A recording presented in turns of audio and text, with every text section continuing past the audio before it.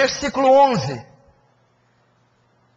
E 70 homens dos anciãos da casa de Israel, com Jazanias, filho de Safã, que se achava no meio deles, estavam em pé, diante das pinturas. Cada um tinha na mão o seu incensário, e subia uma espessa nuvem de incenso.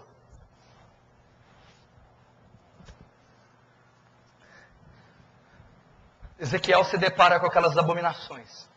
Você imagina o estado que Ezequiel estava, estarrecedor, vendo as imagens de répteis, os ídolos, dentro do lugar mais santo do templo. E de repente ele nota que há ali 70 homens, anciãos, queimando incenso para aquelas figuras ao redor da parede, para aquelas imagens. 70 anciãos. Queimar incenso significa adorar. Os 70 anciãos significa a liderança do povo, o sacerdócio, a liderança da igreja. É em boa parte responsável por essa apostasia, por esse esfriamento.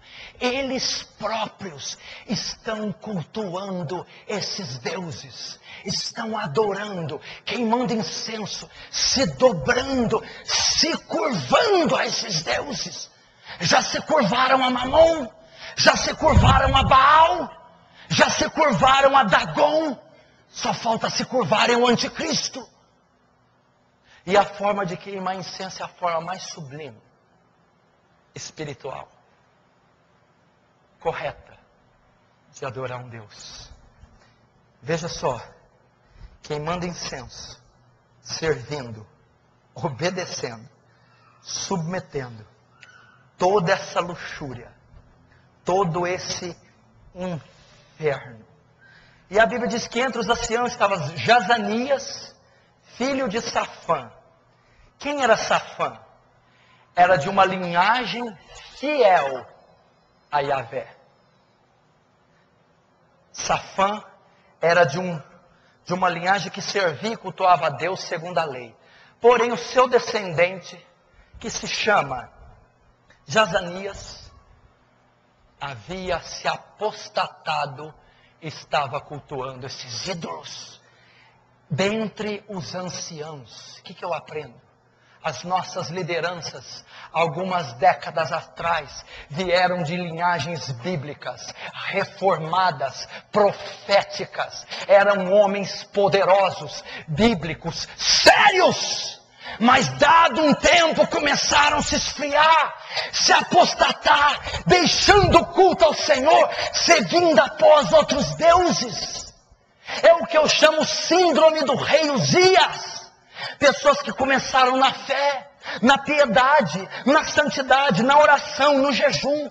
Mas a Bíblia diz que Deus foi com o rei Uzias e o livrou dos inimigos, e o fortaleceu. Ele fortificou torres, o seu exército cresceu e se engrandeceu. E Deus era com Uzias, porém o seu coração se exaltou. E ele queimou incenso no lugar do sacerdote. Deus o feriu de lepra. É o que ocorreu hoje na nossa nação. Homens que começaram na fé, homens que começaram na palavra, mas criaram impérios megalomaníacos, criaram impérios faraônicos e se exaltaram os seus corações. E hoje estão lá dentro do templo, servindo a Baal, a Dagon e a Tamuz, queimando incenso a eles. Homens que já vieram de uma linhagem fiel a Jeová. Homens, e a Bíblia diz que eles estavam em pé diante das pinturas, cada um tinha na mão o seu incensário, e subia uma espessa nuvem. Meu Deus do céu! Você pode ver a cena de Ezequiel, vendo eles queimar incenso, e a espessa nuvem subindo. Homens hipnotizados, obstinados, perdidos, cegos, por uma espessa nuvem de adoração idólatra. Homens que andaram com o Senhor, gente que defendeu as sãs escrituras. Eu creio que muitos nem começaram na fé, eu creio que muitos nem foram levantados por Deus, muitos são hereges desde o início, mas muitos homens fiéis a Deus hoje estão hipnotizados, obstinados por uma espessa nuvem de adoração idólatra. Versículo 12. Então me disse: viste, filho do homem, o que os anciãos da casa de Israel fazem nas trevas? Cada um nas suas câmaras pintadas de imagens. E dizem: o Senhor não nos vê, o Senhor abandonou a terra. A palavra do Senhor diz que eles estavam fazendo em trevas. Aquilo não estava sendo revelado à massa. Aquilo estava sendo oculto. Só Ezequiel teve acesso às suas recâmaras e viu as abominações que eles faziam. Deus está querendo nos dizer que há coisas ocultas que não temos conhecimento, que estão sendo feitas. Negócios sujos sendo fechados, lavagem de dinheiro, adultério, divórcios, motéis, bebedeiras, corrupção das piores, envolvendo o sacerdócio. Vê o que eles fazem em trevas, encoberto. Não temos ideia o que está sendo feito por baixo dos panos e nos bastidores da igreja. Não temos ideia. Não temos ideia. E eles ainda dizem: o Senhor não nos vê. O Senhor abandonou seu povo. Sabe o que ele vê? Sabe o que eles estão dizendo? Faz tanto tempo que estamos nessa corrupção, nada ocorre. Olha os grandes bispos e pastores. Olha os mega cristãos. Vê quanto tempo eles se corrompem, mentem, pregam heresias. Não aconteceu nada com eles. Não há nada. Eles estão bem ricos, felizes, prosperando com seus canais de TV, com seus iates, com seus jatos. Então, depois de passado um tempo onde o temor sai, dá lugar ao quê? O Senhor não nos vê. Não seremos punidos, não vai acontecer nada. Deus se esqueceu dessa era, dessa terra. Quem manda nesse tempo somos nós. Nós temos autoridade, nós somos seus representantes. Não vai acontecer, o juízo não virá. Então essas pessoas perderam o senso e o temor. E eles chegam a bater no peito e dizer: o Senhor não nos vê, Ele não nota isso. Para Ele não importa se R$1.000 foi desviado ou 100.000. Se eu comprei um imóvel de milhares de reais e membros da minha igreja estão morrendo de fome, isso é irrelevante para Deus. Isso está no passado, eu fiz outrora. Ele não vê, Ele esqueceu. Ele esqueceu da terra, Ele abandonou. É isso que eles pensam. Não haverá juízo, não vai acontecer nada, não haverá punição. Sabe o que está querendo dizer?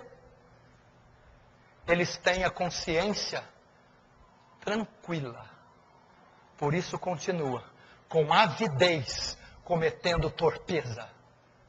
Eles estão obstinados, como Estevão disse: povo obstinado de dura cerviz, vós que resistiu ao Espírito Santo. Assim essa geração está dizendo: o Senhor não nos vê. Versículo 13 ele repete: disse-me, tornará a haver ainda maiores abominações do que estas. A pecaminosidade e a depravação não vai parar por aí. Versículo 14. Estamos terminando, calma. E levou-me à entrada da porta da casa do Senhor, que está à banda do norte. E eis que estavam ali mulheres, assentadas chorando por Tamuz. Olha só, escute. Vamos continuar. É muito interessante, não é pregado isso todo dia, não é ensinado isso todo dia. Atente-se para a voz de Deus, para o Espírito Santo. Imagina nessa ocasião como já estava o espírito e a mente de Ezequiel. Ezequiel estava estafado. Ezequiel estava perplexo. Aí então Deus leva ele para outra repartição do templo. Ezequiel chegando ali, o que ele olha? Ele vê várias mulheres ajoelhadas. E ele percebe que elas estão chorando compulsivamente. Estão fazendo escândalo, copiosamente chorando, ajoelhadas. Então ele se dá conta que elas estão ajoelhadas a um pedestal, a pés de um Deus. Então Ezequiel olha e vê que elas estão chorando diante dos pés de Tamuz. Elas estão pranteando a Tamuz. Chorando a Tamuz. Tamuz era também um deus pagão, que era conhecido, deixa eu ver se eu escrevi aqui. Tamuz era conhecido como um deus babilônio da vegetação. Segundo a lenda e o costume, Tamuz era responsável pela agricultura, pela a produção de certa vegetação. No tempo do verão, a vegetação morria. E junto com ela, o deus Tamuz. Para voltar só depois, na próxima estação. Então aquelas mulheres estavam chorando a sua morte. E a semelhança das chuvas que trazem produção à terra e volta a vegetação e a frutificação, assim, aquelas lágrimas trariam Tamuz de volta. Essa era a lenda babilônica. Mas o que Ezequiel notou naquelas mulheres? O que aquilo pode ser trazido para nós? Era uma espécie de culto que aquelas mulheres estão fazendo aos pés do deus Tamuz. E aquele culto era um culto de gemidos, de choro compulsivo, copioso. E eram mulheres envolvidas. Aquela repartição estava destinada às mulheres. E elas não estavam adorando de forma racional, de forma correta. Elas não estavam com a postura física, emocional correta. Elas não estavam adorando Deus verdadeiro. Deus traz para nós também, com relação às mulheres cristãs de hoje, o que está acontecendo com as mulheres cristãs. O que eles estão arrumando com as mulheres cristãs. Estamos vivendo um tempo que a mulher cristã está totalmente deslocada. Ela não sabe o seu perfil no corpo de Cristo. Ela não sabe o seu lugar no corpo de Cristo.